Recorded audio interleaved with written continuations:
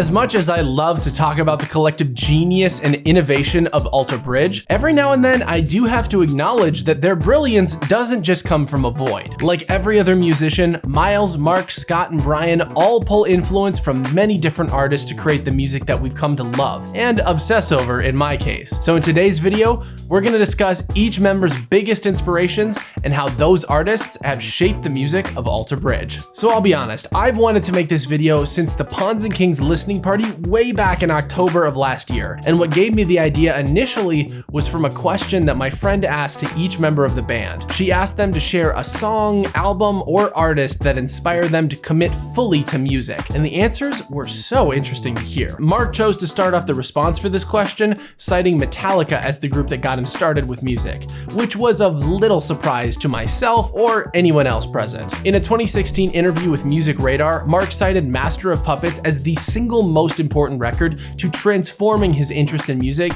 to an all-out obsession. A couple other albums from that interview will also make an appearance in this video, so I've left a link to it, as well as any other referenced articles in the description below. Also, we're gonna keep the spotlight on Mark for just a little bit longer, so if you're itching to find out what the other band members had to say for my friend's question, well then you'll just have to watch through this entire video to find out. Mark has undergone many iterations of style for his music, so let's go back to the very beginning with his first record with Creed, My Own Prison. One highly influential group for him during this time was the 80s hardcore punk band Bad Brains, who've been a foundation for many famous modern punk artists like The Offspring, Green Day, Foo Fighters, No Doubt, Anthrax, and Rage Against the Machine. Aside from their musical influence, Bad Brains was especially prominent for Mark during the My Own Prison era because that album was mixed by Ron St. Germain, who produced Bad Brains' third album, Eye Against Eye. Mark loved hearing stories about the group and the chaotic nature of their shows, and I'm sure that level of energy has played a massive part in his writing going forward. The same can be said for the multitude of rock, punk, and metal bands that Mark grew up with,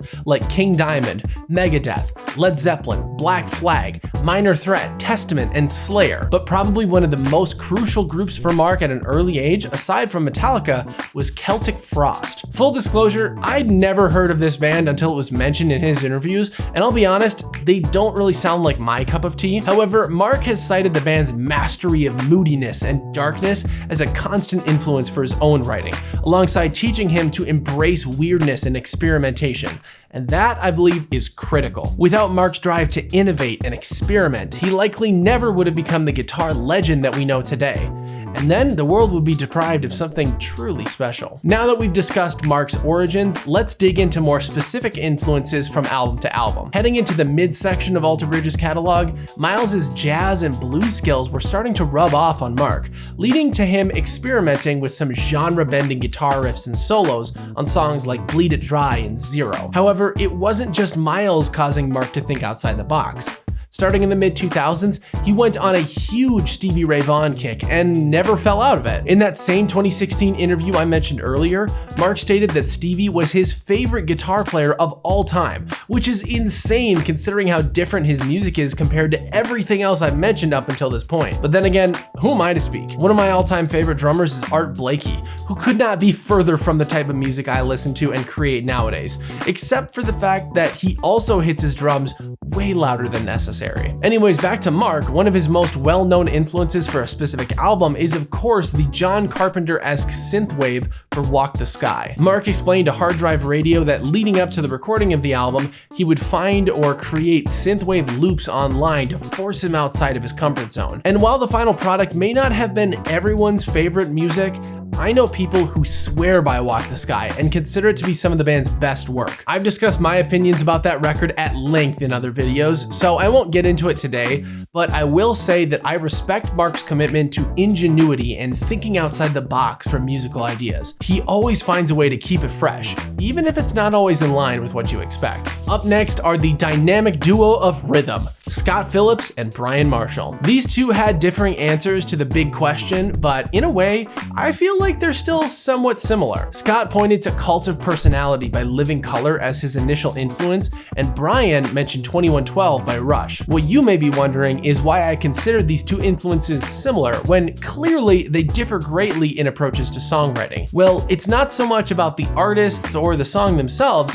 but rather their relationship with Alter Bridge's style. While both groups are based around rock, they utilize musical elements that we're likely never going to see in an Alter Bridge track. Things like highly complex meters, 10+ minute songs, funk bass lines, or hip-hop fundamentals. I'd be amazed and a little thrown off if any of these traits showed up in a future song, since it's just not Alter Bridge's style. However, I can see how these groups would have been the inception for Brian and Scott's love of music. Geddy Lee is one of the greatest rock bassists of all time, so hearing the insane parts he wrote would have made any budding bassist fall in love with the instrument. As for Scott, any decent funk drummer would certainly make an aspiring musician give the kit some real consideration, but when that drummer is Will Calhoun, shit man, it's not even fair. If you've ever wondered why Scott's drumming is groovy despite being centered around rock and metal, this is why. Funk drums just feel good.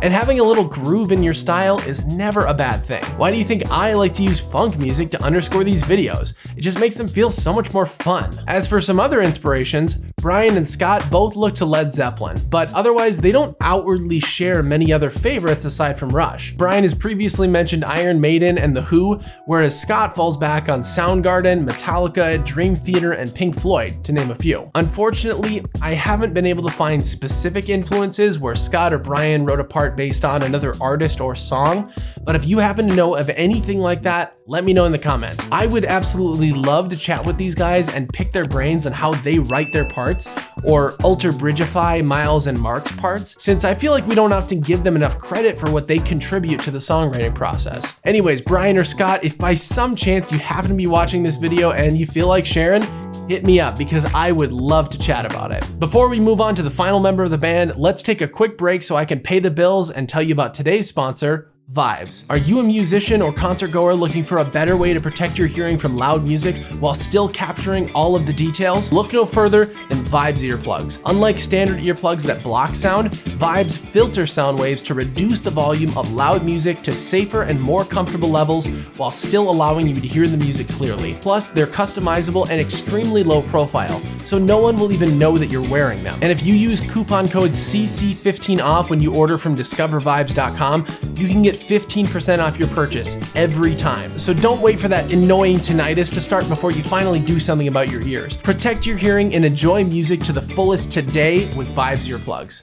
And now, back to the video. And finally, speaking of tinnitus, that's a bad joke, that brings us to the frontman himself, Myles Kennedy. His answer to the question, what was one artist, song, or album that committed you to music, could not have been more different from the rest of the band. He explained that he'd been invested in music from an early age, but it was actually Superstition by Stevie Wonder that sealed the deal for him. In addition, Marvin Gaye and other souls, blues, R&B, and jazz artists were all instrumental in the development of his vocal styles and technique, which is on clear display with his work in Citizen Swing, especially in their first album. But that's not the only musical niche where he drew inspiration from. Myles has been all over the block. He worked with a bel canto vocal coach with a laundry list of famous singers previously under his belt, and he stated that Jeff Buckley's emotional intensity was one of the most inspirational things for him when it came to singing. Makes perfect sense then why he loves to perform Buckley's version of Hallelujah. It's the perfect song to really tap into your emotions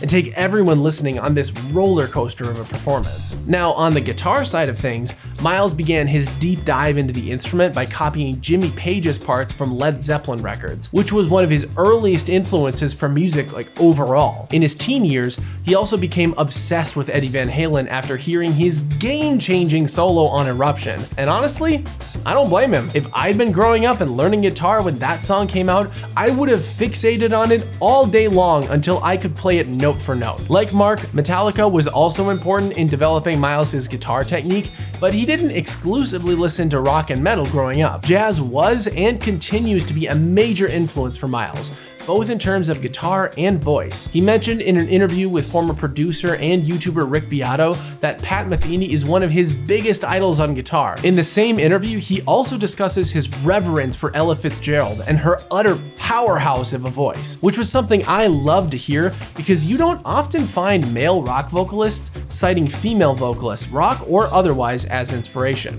It was a nice touch. Now let's talk about a specific influence for one of Myles' most famous parts. Going all the way back to Alter Bridge's revolutionary sophomore album Blackbird, Myles actually got the idea for one of the band's most popular songs, Watch Over You, from one of my favorite guitarists and singers, Ian Thornley. In 2002, Myles recorded some vocals for a song with Thornley's group Big Wreck, whom I highly recommend if you like melodic prog rock. He joined them for a post-recording jam session, and while showing off his Mayfield 4-track Lila, Thornley suggested playing the song in the famous open G tuning that would eventually appear in Watch Over You. That same tuning would resurface later when Myles was in a creative rut, and ultimately it helped him break through and write the framework for that hit ballad. What's crazy about this for me is that I've said over and over how I want to see a collaboration between Myles and Ian, and little did I know, there's been one under my nose this entire time. See, that is why I love making these videos. I get to learn so much interesting stuff about my favorite artists, and then I can share all of that with you so we can all learn and appreciate their music even more. Naturally, there are many more artists and albums influencing these four musicians than I can cover in one video. But if you think I missed something incredibly obvious or important, make sure to share it with everybody down in the comments. In the meantime, check out this video if you want to learn even more obscure fun facts about Alter Bridge. Thanks for watching, and I'll see you later.